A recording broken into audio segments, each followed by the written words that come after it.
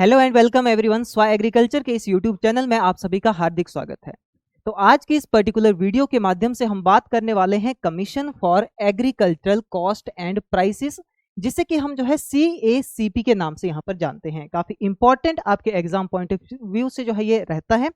अगर हम बात करते देखिए commission for agricultural cost and prices, काफी इंपॉर्टेंट जो है आपके एग्जाम पॉइंट ऑफ व्यू से ये रहता है। अगर हम बात करें देखिए commission for agricultural cost and prices, तो ये आपका एक तरह का आयोग रहता है, जिसे हम हिंदी में किस नाम से जानते हैं? कृषि लागत और मूल्य आयोग से।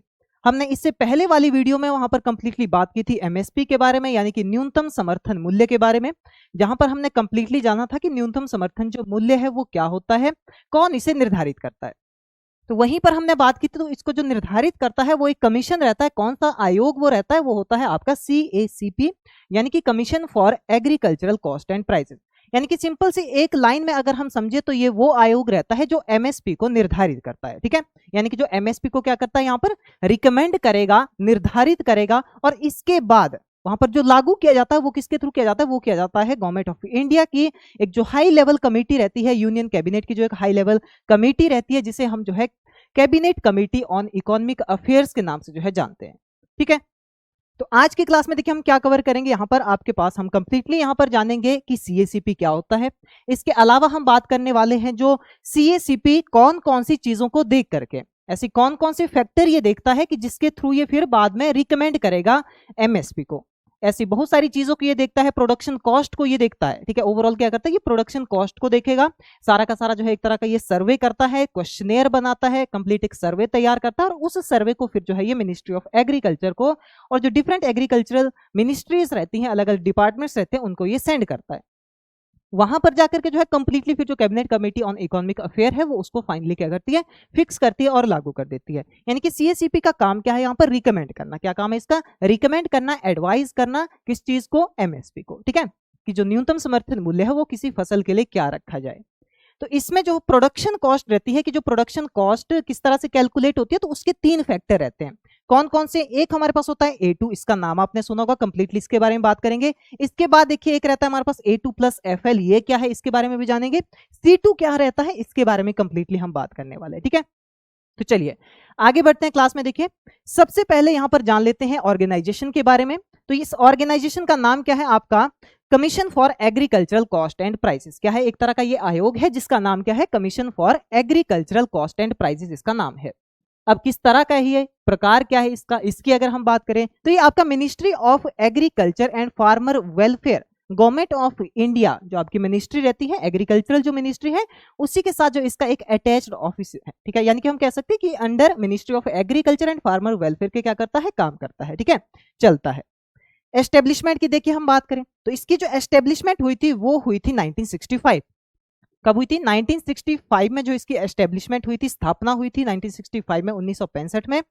उस वक्त जो इसका नाम क्या रखा गया था? एग्रीकल्चरल प्राइस कमीशन रखा गया था। APC के नाम से इसे जाना जाता था। ये हमने प्रीवियस वाली वीडियो में भी बात की है, MSP वाली वीडियो में भी बात की है। इसके साथ ही साथ अगर हम बात करें तो इसका जो नाम है बदल करके, कब? 1985 में बदल करके इसका नाम रख दिया गया commission for agricultural cost and prices. ठीक है, ये थी इसके बारे में बेसिक इंट्रोडक्शन। अब बात करते देखिए इस कमेटी के कंपोजिशन की। कंपोजिशन यानी कि ये जो है किन किन मेंबर से मिलकर के बनती है। तो अगर हम कुल संख्या की बात करें तो कुल संख्या कितनी रहती है मेंबर्स की? यहाँ पर 5, यानी कि 5 सदस्य मिलकर के जो है इस कंप्लीट कमीशन को बनाते हैं। ठीक है, यानी कि इस आयोग में कुल 5 सदस्य रहते हैं, जिसमें अगर हम बात करें एक यहाँ पर रहते हैं चेयरमैन। ठीक है, अध्यक्ष होंगे। करंट जो चेयरमैन है CACP के वो है प्रोफेसर विजय पॉल शर्मा, ये भी आपने याद रखना है। इसके बाद देखिए सेकंड नंबर पे हमारे पास रहते हैं, सेकंड मेंबर कौन है? Member secretary. ये पोस्ट जो है अभी वेकेंट है। इसके बाद नेक्स्ट हम बात करें जो थर्ड मेंबर है वो होते हैं एक ऑफिशियल मेंबर रहेंगे।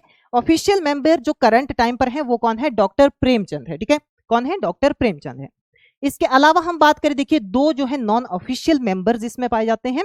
दो नॉन ऑफिशियल मेंबर इसके रहते हैं, जिसमें अगर हम बात करें तो अभी तक एक पोस्ट यहाँ पर वेकेंट है। एक जो है यहाँ पर ऑफिशियल, जो नॉन ऑफिशियल मेंबर के रूप में यहाँ पर कार्यरत हैं, जिनका नाम है श्री रतन लाल दागा जी। ठीक है, और एक पोस्ट जो इसमें वेकेंट है। ये तो सारे के सारे जो ये 3 पर्सन हमारे पास रहते हैं, ये तो आपके ऑफिशियल पर्सन हो गए। इसके अलावा 2 नॉन ऑफिशियल मेंबर जो रहेंगे उन 2 नॉन ऑफिशियल मेंबर्स को सेलेक्ट कहां से किया जाता है? वो 2 नॉन ऑफिशियल मेंबर होते हैं रिप्रेजेंटेटिव फ्रॉम फार्मिंग कम्युनिटी, यानी कि ये जो है एक तरह के क्या होते हैं, रिप्रेजेंटेटिव होते हैं फार्मर कम्युनिटी के। यानी कि कुछ ऐसे जो है यहाँ पर पर्सन को सिलेक्ट किया जाता है जो बिल्कुल फार्मर्स के साथ जो है मिलजुल करके इन्होंने कभी काम किया हो, या फार्मर के साथ जो है उनका अच्छा कॉन्टैक्ट हो, और कंप्लीट फार्मिंग की उनको नॉलेज हो, फार्मर की कंप्लीट क्या परेशानियां हैं, क्या क्या जो है वो फसलें उगाते हैं, इस तरह का कंप्लीट कॉन्टैक्ट जो है उनका फार्मर के साथ जो है अच्छा हो। ऐसे जो है 2 यहाँ पर पर्सन रहते हैं जो कंप्लीटली रिप्रेजेंट करते हैं होल फार्मिंग कम्युनिटी को, यानी कि वो जो है किसानों को एक तरह से क्या करते हैं, वहां पर प्रस्तुत करते हैं। ठीक है, अब देखिए नेक्स्ट हम बात करते हैं मैंडेट एंड ऑब्जेक्टिव्स के बारे में कि इसका उद्देश्य क्या है, सीएसीपी का मेजर उद्देश्य क्या है। तो सबसे पहले तो हम जानते हैं कि सीएसीपी का उद्देश्य क्या है कि एमएसपी को जो है एक तरह से एडवाइस करता है, क्या करता है, मिनिमम सपोर्ट प्राइस यानी कि न्यूनतम समर्थन मूल्य की क्या करता है, ये सलाह देता है सरकार को। ठीक है, और किसकी एमएसपी की, जो एग्रीकल्चरल कमोडिटी होते हैं, जो कृषि उत्पाद होते हैं। अब देखिए पर्पस की अगर हम बात करें, इसके कामों की अगर बात करें, तो इसमें देखिए क्या रहता है, encourage farmer to adopt modern technology.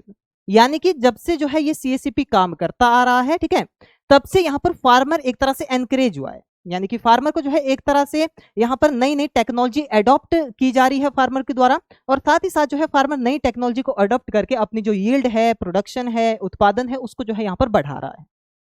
दूसरा देखिए enhance productivity and grain production. अब देखिए फार्मर को जो है ये पूरी तरह से पहले ही पता रहेगा कि उसके लिए पर्टिकुलर एक मूल्य निर्धारित किया गया है कि जो फसल वो उगाएगा वो एक निश्चित दाम पर बिकने वाली है। तो इसलिए क्या करता है, यहाँ पर मैक्सिमम जो है वो ज्यादा से ज्यादा कल्टीवेशन करने की जो है यहाँ पर क्या करता है, कोशिश करता है, और उगाते भी है, कल्टीवेट भी करते हैं, और प्रोडक्शन जो है इस तरह से क्या होती है, इंक्रीज होती है, क्योंकि फार्मर जो है यहाँ पर बिल्कुल निश्चिंत है कि उसको एक अच्छा प्राइस मिलने वाला है।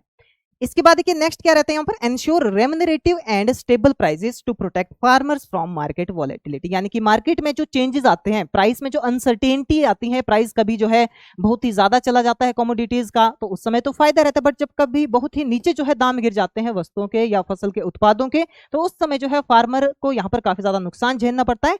बट जब से जो है सीएसीपी एमएसपी को रिकमेंड करता है, तो यहाँ पर ऐसे नुकसान को क्या किया जाता है, बिल्कुल दूर कर दिया जाता है।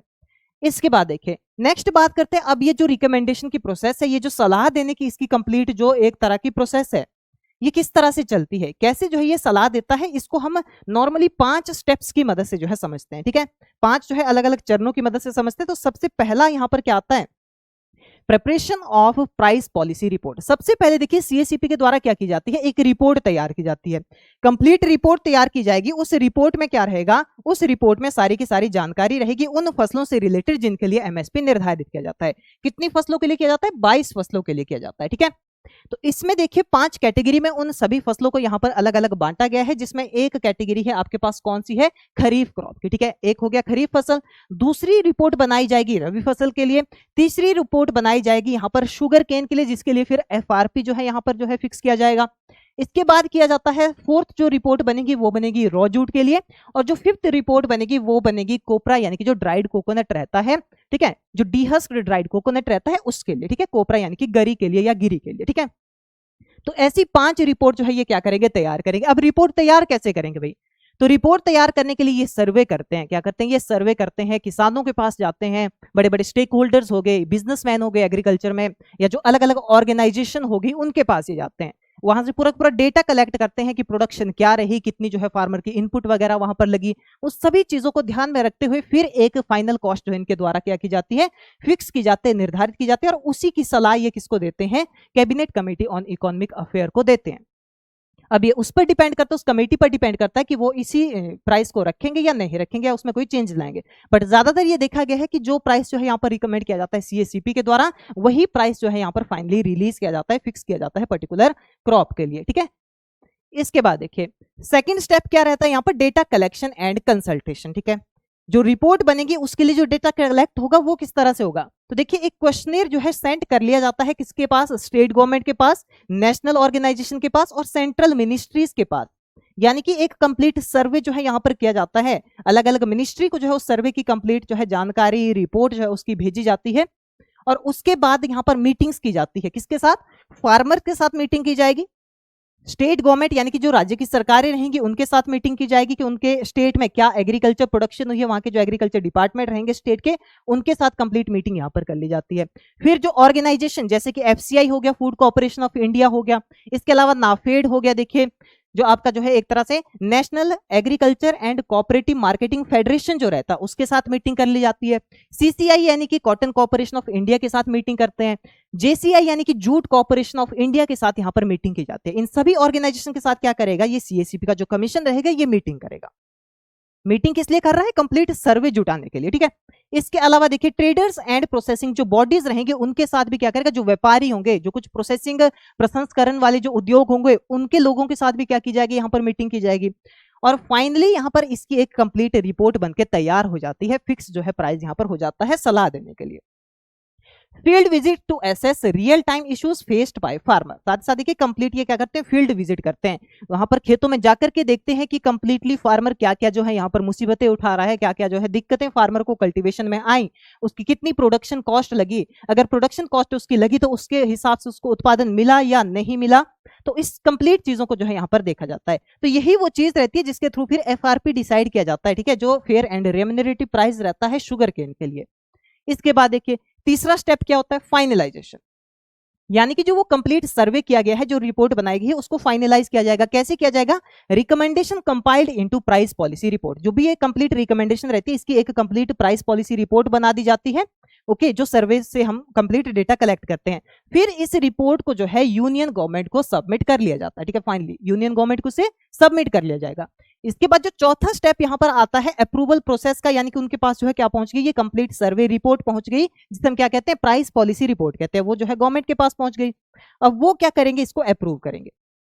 अब क्या होगा देखिए, अप्रूव होने से पहले जो रिपोर्ट है circulated to state government and relevant ministries for feedback, फिर हर एक जो एग्रीकल्चर रिलेटेड जितने भी हमारे पास अदर मिनिस्ट्रीज रहती हैं, कोई हॉर्टिकल्चर बोर्ड हो गया, ठीक है, या जो जितने भी हमारे पास एग्रीकल्चर रिलेटेड ऑर्गेनाइजेशंस हैं उनको जो है इसकी एक एक कॉपी भेज दी जाती है और उनसे फिर फीडबैक ली जाती है, ठीक है, उनसे भी फीडबैक ली जाती है कि आपका जो ये सीएससीपी के द्वारा रिकमेंड किया गया जो प्राइस है इस पर आपका क्या कहना है, ठीक है, इस तरह से उनसे फीडबैक ले ली जाएगी।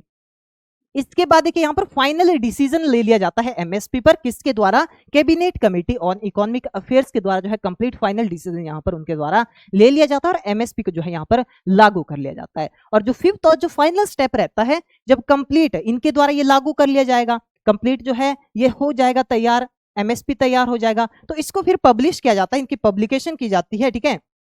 तो पब्लिकेशन कहां पर की जाती है, जो फाइनल रिपोर्ट है उसको पब्लिकली अवेलेबल कराया जाता है, ठीक है, यानी कि उसको जो है पब्लिक के लिए रिलीज करा लिया जाता है, जहां से पब्लिक फिर एसेस कर सकती है कि क्या जो है एमएसपी निर्धारित किया गया है, न्यूनतम समर्थन मूल्य क्या रखा गया है।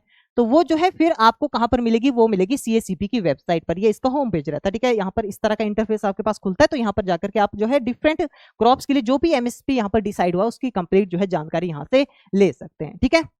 ये थे 5 स्टेप्स, इसके थ्रू जो है कंप्लीट यहाँ पर एडवाइस से लेकर के हम फाइनल क्या करते हैं, एमएसपी की जो है रिकमेंडेशन से लेकर के फाइनली जो है एमएसपी को फिक्स कर लिया जाता है। अब बात करते हैं देखिए उन 3 प्रोडक्शन कॉस्ट के बारे में जिसके थ्रू ये सीएससीपी वहां पर सर्वे करके जो है कंप्लीट एनालाइज करके लास्ट में जो है एक कंपाइलेशन बनाता है और प्राइस पॉलिसी रिपोर्ट तैयार करता है। तो देखिए 3 तरह की प्रोडक्शन कॉस्ट होती है जो सीएससीपी के द्वारा इस्तेमाल में लाई जाती है और एमएसपी को वो एडवाइस करते हैं। एक होती है आपके पास A2 कॉस्ट, ठीक है, A2 कॉस्ट क्या है, ए से याद रखना है ऑल, ठीक है, ऑल कॉस्ट है, यानी कि यहाँ पर सारी की सारी जितना भी खर्चा जो है फसल उत्पादन में आया है उस सभी को जो है यहाँ पर जोड़ लिया जाता है, जैसे कि this includes all the money a farmer actually spend to grow the crop, ठीक है, ये आपने ध्यान रखना है, यानी कि फार्मर का जितना भी पैसा उस फसल को उत्पादन करने के लिए लगा है वो सारी की सारी कॉस्ट यहाँ पर इंक्लूड कर ली जाती है। इसके बाद देखिए it covers the things like buying seeds, कौन कौन सी चीजें इंक्लूड की जाती है, सारी की सारी, उसमें आता है कि बाइंग सीड, जो बीज किसान ने खरीदा उसमें उसका कितना खर्चा आया वो देखा जाता है, फर्टिलाइजर खरीदने में कितना खर्चा आया, पेस्टिसाइड कीटनाशक फंजीसाइड वगैरह कितना खर्चा उनको खरीदने में आया, इसके अलावा जो उसने कोई लेबर वहां पर लगाई थी फील्ड में, ठीक है, उनका जो खर्चा आया, उनकी जो दिहाड़ी थी वो कितनी उसने जो है उन लेबर्स को दी, ठीक है, मजदूरों को दी। इसके अलावा फ्यूल का क्या खर्चा आया, जो वहां पर मशीनरी का यूज किया गया, एग्रीकल्चर मशीनरी, ट्रैक्टर, टिलर्स वगैरह का यूज किया गया। इरिगेशन यानी कि सिंचाई करने में उसका क्या खर्चा आया, ठीक है, या सिंचाई के लिए जो भी उसने वहां पर सिस्टम्स लगाए थे, मोटर्स वगैरह लगाई थी, पंप लगाए थे, उसमें कितना खर्चा आता है। इसके अलावा and rent for leased land, और अगर उसका किसान का अपना खेत नहीं है और वो जो है किसी दूसरे के खेत पर उसको जो है एक तरह से लीज पे लेकर के, यानी कि एक तरह से किराए पे लेकर के जो उस पे खेती कर रहा है, तो उसका कितना किराया जो है वो उस ओनर को देता है, लैंड ओनर को देता है, उस खर्च को भी मिला दिया जाता है। वो सारी की सारी कॉस्ट क्या होती है, A2 कॉस्ट, ठीक है, क्लियर हो गया। इसके बाद जो दूसरी कॉस्ट आती है वो होती है A2 plus FL cost. A2 cost क्या थी हमारे पास? ऑल कॉस्ट, यानी कि सारा का सारा जितना भी खर्चा आया फसल को उगाने में। दूसरा FL क्या हुआ? फैमिली लेबर, ठीक है, ध्यान रखना, FL मतलब फैमिली लेबर। अब देखिए यहां पर क्या होता है कि जैसे कि कोई किसान है, तो किसान के जो घर के रहते हैं, घर के जो उसके लोग रहते हैं, ठीक है, उसके जो घर वाले रहते हैं, जितने भी सारे वहां पर जो उसके फैमिली मेंबर रहते हैं, वो भी क्या करते हैं? खेतों में काम करते हैं, बट उनको कोई एक्चुअल जो है वहां पर दिहाड़ी नहीं दी जाती, वो अपने जो है वॉलेंटरी काम करते हैं, क्योंकि अपना खेत है, काम तो करना ही है। यहां पर जो ये FL कॉस्ट है, ये क्या इंक्लूड करती है कि जो फैमिली लेबर वहां पर लगी है, जो घर के लोग वहां पर काम करने में लगे हैं, अगर वो जो है दिहाड़ी मजदूर के रूप में वहां पर काम करे, तो उनका कितना जो है वहां पर कॉस्ट बनती है, उसका जो खर्चा रहता है उसे हम FL कॉस्ट कहते हैं, ठीक है। क्या कहा जाता है उसे? FL कॉस्ट, यानी कि this adds the value of a family labour work done by family members without pay, यानी कि घर वाले लोग हैं तो वो जो है बिना किसी दिहाड़ी के वहां पर काम करेंगे, बट अगर वो दिहाड़ी लेते तो कितनी उनकी दिहाड़ी होती, उस दिहाड़ी को जोड़ लिया जाता है, वो होती है FL कॉस्ट, ठीक है। इसके बाद उसमें जो है A2 कॉस्ट को, यानी कि सारा का सारा जितना भी खर्चा आया है उसको मिक्स कर लिया जाएगा, तब क्या हो गया हमारे पास? A2 plus FL cost. So it shows the both paid and unpaid efforts in farming, यानी कि दोनों चीजें। A2 यानी कि जितना भी जो उसने खर्चा किया, जो उसने पे किया, जो पैसा उसने जो है एक्चुअल तौर पर वहां पर दिया। दूसरा क्या रहता है यहाँ पर आपके पास? अनपेड कॉस्ट, यानी कि जो पैसा नहीं भी दिया बट दिया जा सकता था अगर वहां पर लेबर काम करती घर के मेंबर्स की जगह पर, ठीक है। तो ये हो गया आपका A2 प्लस FL कॉस्ट। इन सब चीजों को देखा जाएगा। इसके बाद जो तीसरी और जो मोस्ट इंपॉर्टेंट कॉस्ट रहती है वो होती है C2 कॉस्ट। C2 क्या है? ये होता है आपका कंप्लीट एस्टीमेट, ठीक है, ये होता है आपका कंप्लीट एस्टीमेट। अब कंप्लीट में क्या है कि जो हमने A2 कॉस्ट के बारे में जाना वो भी यहाँ पर प्लस होगी, किसके साथ? FL के साथ। प्लस साथ में देखिए क्या रहेगा यहाँ पर? Cost of using the farmers own land and equipment like tractors और पंप, यानी कि किसान ने जो भी मशीनरी इस्तेमाल की, जो भी वो खेत वहां पर इस्तेमाल कर रहा है, जिसमें वो खेती कर रहा है कोई भी किसान, तो उसकी जो है कॉस्ट क्या आती अगर वो किसी और से जो है उसको लेता, यानी कि जैसे मान लीजिए उसका अपना खेत नहीं भी है या अपना ही खेत है, तो उस पर जो है कितना जो है लीज का वहां पर आता, या उसने अगर वो खरीदा है तो उसको खरीदने में कितना उसका जो है खर्चा आया है। किसी ट्रैक्टर का वो इस्तेमाल कर रहा है, किसी पंप का इस्तेमाल कर रहा है, वो पंप भी उसने खरीदा होगा दुकान से, ट्रैक्टर भी उसने खरीदा होगा, तो उन दोनों की क्या कॉस्ट उसने पे की थी उस वक्त, और उसको अब चलाने में उसमें बिजली लग रही है, तेल उसमें लग रहा है, फ्यूल उसमें लग रहा है, तो उसका कितना खर्चा आता है, वो सारी चीजें मिलाकर के क्या बनती है? आपकी C2 बनती है, ठीक है। C2 कॉस्ट जो कहा जाता है, और C2 को A2 प्लस FL के साथ जो हम क्या करते हैं यहाँ पर प्लस कर देते हैं, तो ये कंप्लीट कॉस्ट आपकी फिर हो जाती है। अब देखिए, even if the farmer didn't pay for these, their value is counted as rent और interest the farmer could have earned elsewhere, यानी कि सिंपल सी बात यहां पर यह भी कहेगी कि मान लीजिए अगर किसी भी तरीके से फार्मर की अपनी ना तो लैंड है, ठीक है, या ना ही जो है उसके पास अपना ट्रैक्टर और पंप नहीं है, मतलब अपना, यानी कि उसने जो है पूरी तरह से उसको खरीदा नहीं है, बट फिर भी उसका जो खर्चा बनता है वहां पर, यानी कि अगर उसने किसी और से वो उधार लिया होता, ट्रैक्टर लिया होता या पंप लिया होता, तो उसको वो कितना जो है पैसा देने वाला है, या उसका कितना ब्याज जो है वो चुकाने वाला है, तो उसके आधार पर उस पैसे को, जो किराए का पैसा बनता है या जो ब्याज का पैसा बनता है, उसको जोड़ लिया जाता है अगर फार्मर के पास अपनी जमीन या ये इक्विपमेंट नहीं है, तो ये फाइनल कॉस्ट फिर रहती है। इन तीनों कॉस्ट को मिलाकर के यहाँ पर कंप्लीटली क्या होता है? MSP को डिसाइड किया जाता है, और इन्हीं तीनों चीजों को देखकर ही जो है एक कंप्लीट रिपोर्ट CACP के द्वारा, और इन्हीं तीनों चीजों को देखकर जो है एक कंप्लीट रिपोर्ट जो है CACP के द्वारा यहाँ पर कंपाइल की जाती है, और उसे फिर रिकमेंड करके जो है यूनियन गवर्नमेंट को भेज दिया जाता है। इसके अलावा देखिए हम बात करते हैं अब सिग्निफिकेंस की, कंप्लीटली जो है एक बार कंप्लीट समराइज कर लेते हैं इस चीज को कि CACP का फायदा क्या है, क्या इसका काम है मेजर, यानी कि act as a key institution to stabilise agricultural market, यानी कि ये एक तरह से जो है की इंस्टीट्यूशन की तरह वर्क करता है, एक मेजर इंस्टीट्यूशन की तरह वर्क करता है, जो एग्रीकल्चर मार्केट को क्या करता है? स्थिर रखता है, स्टेबलाइज रखता है, किस फैक्टर में? प्राइस फैक्टर में, ठीक है। दूसरा देखिए, protect farmer from price crashes due to market uncertainty, ठीक है, यानी कि फार्मर को जो है पैसे से रिलेटेड कोई भी नुकसान ना हो, क्योंकि मार्केट में प्राइस कम होते जाते हैं, बढ़ते जाते हैं, कॉस्ट बहुत ही ज्यादा गिर जाती है, तो उसका जो है फार्मर पर किसी तरह का कोई नुकसान ना हो, उस चीज को ये इंश्योर करता है। इसके अलावा देखिए, encourages sustainable and technology driven agricultural practices. अब जैसे जैसे फार्मर को स्टेबल प्राइस मिलता जाएगा, एक अच्छा और फिक्स प्राइस उसको मिलेगा, एक न्यूनतम समर्थन मूल्य उसको मिलेगा, तो वो ज्यादा से ज्यादा क्या करेगा? एग्रीकल्चर में टेक्नोलॉजी का इस्तेमाल करके जो है ज्यादा से ज्यादा प्रोडक्शन करेगा। अब टेक्नोलॉजी को वो इस्तेमाल कर रहा है तो सिंपल सी बात है, वहां पर प्रोडक्शन क्या मिलेगी? मैक्सिमम मिलेगी, ज्यादा मिलेगी, उत्पादन जो है हमेशा ज्यादा होगा। इसके अलावा देखिए, promote food security and income support for farmer, इसी के साथ जब वो ज्यादा इन्वॉल्व होगा किसमें, प्रोडक्शन में, तो यानी कि सिंपल सी बात है, जो खाद्य सुरक्षा होगी वो एंश्योर रहेगी, जो खाना है, जो भोजन है, वो पॉपुलेशन तक जो है पहुंचा दिया जाएगा, पॉपुलेशन को जो है प्रॉपर्ली मिल पाएगा। और इसी के साथ साथ जो है कंप्लीट फार्मर की जो इनकम है वो भी कंप्लीटली यहाँ पर जो है फार्मर अर्न कर पाएगा। ठीक है, यानी कि फार्मर जो आमदनी कमाता है वो भी कंप्लीटली जो है वो अच्छे दामों के साथ जो है कमा पाएगा। तो ये रहता है कंप्लीट हमारे पास सीएससीपी के बारे में, जो आज की वीडियो में हमने कंप्लीटली बात की। उम्मीद करता हूं कि आपको जो है सही से ये समझ आ चुका होगा। तो ऐसी ही और नॉलेजेबल वीडियो के लिए जो है आप हमारे यूट्यूब चैनल स्वा एग्रीकल्चर को जो है सब्सक्राइब कर लीजिएगा और बेल आइकन को भी प्रेस करना ना भूलें। इसी के साथ जो है आप हमारे इंस्टाग्राम ग्रुप, व्हाट्सएप ग्रुप और टेलीग्राम ग्रुप के साथ भी जो है जुड़ सकते हैं और एग्रीकल्चर रिलेटेड जितने भी लेटेस्ट अपडेट्स रहती हैं, जानकारी रहती है, उनको जो है ले सकते हैं। साथ ही देखिए आप हमारी एप्लीकेशन स्वा एजुकेशन को जो है प्ले स्टोर से डाउनलोड कर सकते हैं। इस एप्लीकेशन में जो है आपको इस क्लास की पीडीएफ और इसके अलावा और जो स्टडी मटेरियल है एग्रीकल्चर रिलेटेड वो जो है आपको प्रोवाइड किया जाता है। तो इस ऐप को जरूर डाउनलोड कीजिएगा और इसका फायदा उठाइएगा। तो चलिए मिलते हैं नेक्स्ट सेशन में एक नई वीडियो के साथ, एक नए टॉपिक के साथ। तब तक के लिए थैंक यू, धन्यवाद।